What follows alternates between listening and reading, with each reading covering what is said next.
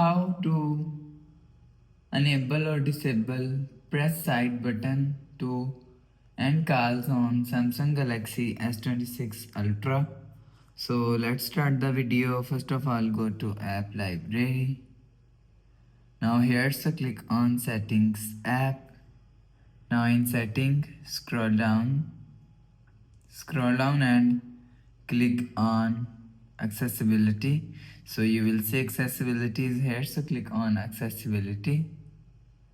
Now here scroll down and click on interaction and dexterity.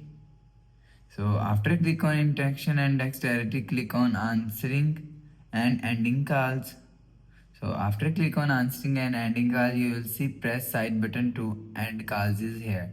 So if you want to enable press side button to end calls, so turn on this button. So after turn on this button, you will see press side button to end call is enabled. So if you want to disable press side button to end calls, so turn off this button. So after turn off this button, you will see press side button to end call is disable. So you will enable or disable press side button to end calls from here. So after the process, go back to home screen, refresh phone. So that's how you can enable or disable press side button to end calls on Samsung Galaxy S26 Ultra. So if you like the video, please subscribe. Thanks for watching.